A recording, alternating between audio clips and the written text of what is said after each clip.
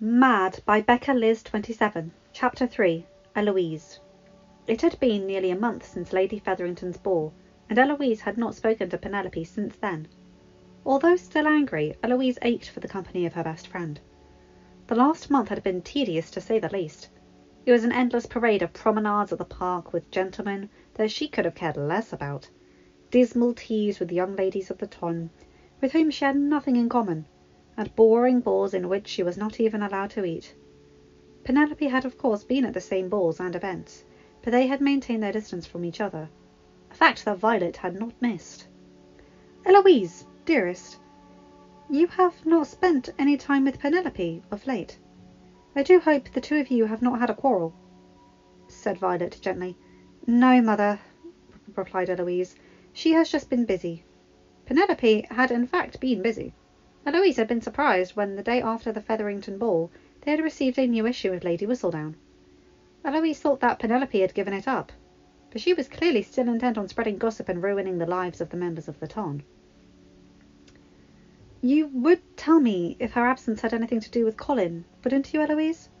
I still cannot believe he behaved in such a way." Eloise sighed. "I believe that Colin may be partially to blame." Eloise still could not believe that Colin had uttered those words regarding Penelope. She had initially believed that Penelope may have been lying in order to stir up pity for herself, but Colin had ultimately admitted that he did in fact say it. While Eloise was still upset, she did not believe that Penelope deserved what Colin had said. Colin had been a walking shadow of himself over the past month. When she saw him, when it was barely ever, he was either hungover or as drunk as a wheelbarrow. His face had grown puffy and sallow from over-imbibing, and he had dark purple shadows under his eyes. Much of the ton had already forgotten what Colin had said due to the fact that Anthony had announced his engagement to Kate Sharma, but she could tell that Colin was still feeling guilty over the matter. "Your brother is taking the loss of his friendship with Penelope quite hard," said Violet. "I am quite concerned about him." Penelope never said that she did not want to be friends with Colin any more, only that she needed some distance from him, said Eloise before taking a sip of her tea. "At least that is what Colin told us." "They have not spoken in a month, Eloise!" "And I am sure that Penelope is taking this just as hard as Colin. This whole family, with the exception of Colin himself, knows how Penelope feels about him," replied Eloise. It was then that Benedict came into the drawing-room with his painting supplies under his arm. "How who feels about who?" asked Benedict as he sat down next to his sister on the sofa. "Your brother and Penelope," replied Violet. "Ah, yes. Colin is a bit blind when it comes to Miss Featherington," said Benedict before popping one of Cook's ice biscuits into his mouth. "Mother is worried about him, Benedict." "Yes, I know. He has not been his usual jovial self. I did invite him with me to the park today. I thought maybe some fresh air would do him some good. He did accept my invitation." Violet popped up at her son's suggestion. "That is the most wonderful idea, Benedict. Perhaps we should all go. I shall let your brothers and sisters know. Eloise, you might even find an eligible gentleman to promenade with," said Violet, clapping her hands together before leaving to find her other children. Eloise groaned in exasperation. "You really had to suggest that, didn't you? You are no longer my favourite brother, Benedict." "Oh, shut it, Eloise. You know I will always be your favourite," said Benedict before ruffling his sister's hair. Violet had somehow arranged in a small amount of time for all of her children, with the exception of Francesca, who was visiting her aunt in the country, for an excursion that afternoon in the park.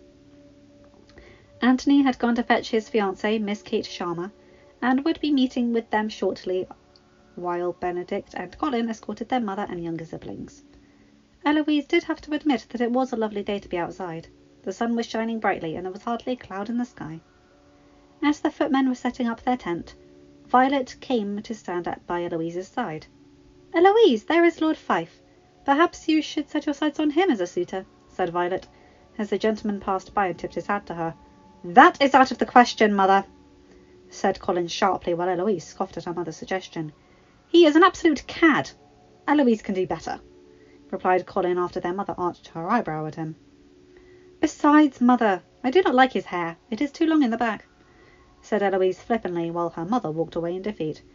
"Thank you, brother," said Eloise. "It is good to see you out and about again."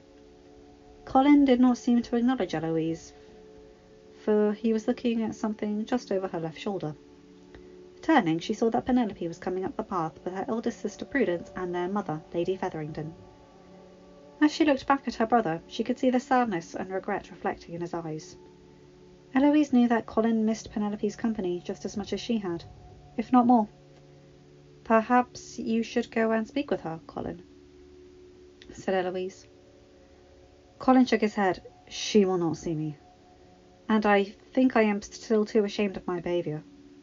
"I would not know what to say," replied her brother lamely. "She will forgive you, Colin. She just needs time. She's just hurt and she needs to work through it," replied Eloise sympathetically. Eloise herself had been thinking about her actions and the way that she had treated Penelope on the night of the Featherington ball. She had begun to understand where Penelope was coming from, and tried to put herself in Penelope's shoes.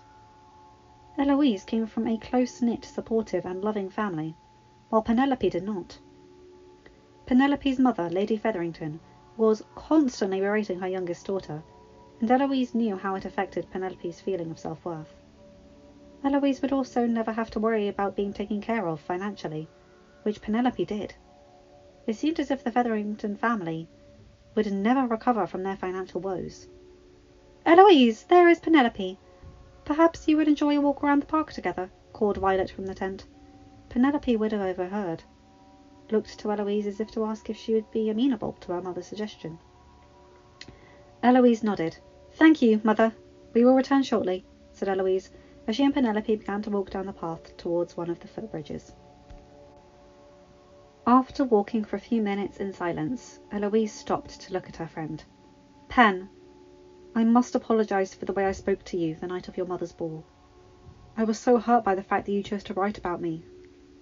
I'm afraid my anger clouded my actions, and I said some things that I did not mean.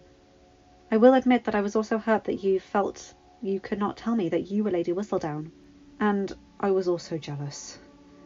Jealous that you have been able to do something with your life, whereas I have not." Eloise sighed before squeezing Eloise's hand. "I am sorry too, Eloise. I should have told you from the beginning that I was Lady Whistledown," said Penelope in hushed tones, lest they be overheard. "I never should have wrote about you. That is my biggest regret. I am sorry that I have hurt you. This month has been agony without you by my side." "Oh, Pen," said Eloise as she quickly embraced her friend. "Let us make a promise right here and now that we will never let anything come between us. I need you in my life." "I promise, Eloise," said Penelope before letting her friend go and wiping a tear from her eye. "I suppose you would like to know how I came to be Lady Whistledown?" They were just over the middle of the bridge and paused to look at the ducks and swans that were swimming in the water below them. Eloise nodded and remained silent as Penelope told her tale. It had happened one morning when her father's solicitor had come across her writings and had found them amusing. He had encouraged her to continue to write about the gossip of the town, and had set her up with a local printer who would distribute her column. She was making money hand over fist, and she had even helped her family with their debts when their father had gambled away their money and his daughter's dowries. She had wanted to stop, but had kept her mother and sisters out of Poole House. At the end of her tale, Penelope sighed. "You must think me a horrible person, Eloise." "I think that you have made some horrible decisions, Pen, but I do not think you are a horrible person. I have to ask, why did you write about Marina?" "I did not want to, Al. I had tried to speak with Colin before they were to be married. I tried to tell him that she was writing her to her lover, but he would not listen to me. The night I came to you crying in your mother's garden," said Penelope, "that was the night I wrote about her. I felt so guilty. I was ruining my cousin's life because you are in love with Colin," Eloise finished for her. Penelope let out an unladylike groan, which caused a few ladies pass by to stare at her. "Am I that obvious? Oh." "Only to me." "I am, after all, your best friend." Eloise did not want to share that practically her whole family knew of her affection for her third oldest brother. "I was so angry with Marina. I begged her not to go after your brother. I told her that he did not deserve to be tricked and trapped into a marriage, that he was a good man, and that he deserved to marry for someone that truly loved him. She saw through me, of course. She knew that I was in love with him. She told me that Colin would never see me as a woman, and that my love for him would always be an unrequited fantasy, said Penelope. It is funny that it is almost precisely what he said about me at my mother's ball. Not in your wildest fantasies would he ever call me, said Penelope, as she fidgeted with her gloves and stared out at the water. Eloise was annoyed. Her brother was an idiot. I am sorry about what he said about you. Penelope shrugged and waved her hand as if to say it was not a matter of importance. It is nothing that I did not know. I just wish he hadn't said it in front of half of the eligible gentlemen of the ton. If it makes you feel any better, he has been miserable this last month. He hardly ever comes out of his room, and when he does, it is to go out and drink. He's been coming home almost every night, top-heavy. Mother is becoming quite worried about him, said Eloise. Oh, please do not write about him, Penelope. I think that would absolutely do him in. I won't, Eloise. Perhaps if you talked to him, Penelope. He said that you just needed time. Has it not been long enough? Inquired Eloise. I do not know if I could bear it, El. I am so in love with him, and this feeling will just not go away. I know that he will never regard me in that way. Whenever he dances with someone else at another ball, or converses with another lady, it is like a stab to my heart. I need to move on from him, and if I see him or talk to him, my feelings will just come flooding back. It is too painful right now. Eloise nodded. She understood Penelope's feelings. If she was in Penelope's position, she'd probably be feeling the same way. Eloise looked to her right, to where her family had gathered on the lawn. Anthony and Kate had now joined them, and Gregory and Hyacinth were playing with Newton on the grass. Colin was sitting on a chair next to his mother, looking down at his boots, and was occasionally glancing up and staring at Penelope. He is planning on travelling soon. Did you know? Penelope shook her head. I had not heard. Yes, Albania. He will be leaving in a fortnight. I see. Perhaps with Colin gone, it will give you a chance to heal, and maybe even find a suitor, said Eloise suggestively. Penelope laughed. I do think any man will be interested as long as my mother picks out my dresses, said Penelope as she looked down at her unfortunate chartreuse-coloured gown ruefully. I believe I look quite like a lime today. But a very cute lime, teased Eloise. Perhaps when my brother travels, we can work together on making you feel more confident in your own skin. We could go to the Modiste and I'll order you some more dresses. But a very cute lime, said Eloise teasingly. Perhaps when my brother travels, we can work together on making you feel more confident in your own skin. We could go to the Modiste and order some dresses for you in a more flattering colour. I'm sure my mother will be able to accompany us. She would love that. She does think of you as another daughter, Pen. I am not sure that my mother would allow that, replied Penelope. But I suppose we can try.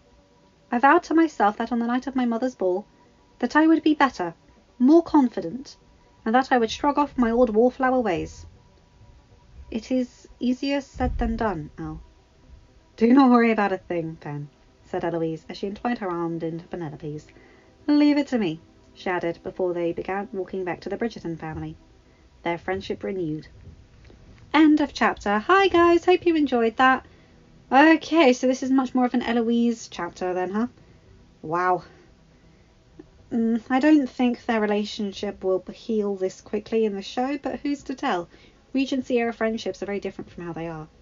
But regardless of how people are meant to behave in society, people are still people, and people are complicated.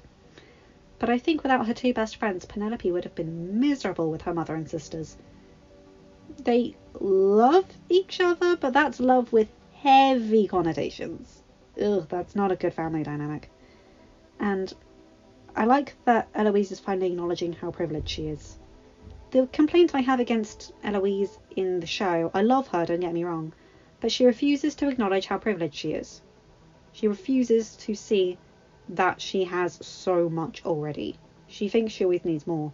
And while I like that she is a feminist and I'm a feminist too, sometimes there is grace in acknowledging what you have. And one more thing, I don't like how she basically uses Penelope as a flipping sounding board for half of her ideas, and then scoffs at her for wanting to have marriage and children, just because Eloise does not want that herself. I think that she is a good character, but she is a flawed character. And those are normally the best, but I'm hoping that she grows out of that soon. Otherwise, to me, she will be intolerable. And I like that she and Penelope are rekindling their friendship, though. Anyway, you guys know the drill. Like, comment, and subscribe. Yada, yada, yada. Bye, guys. Love you.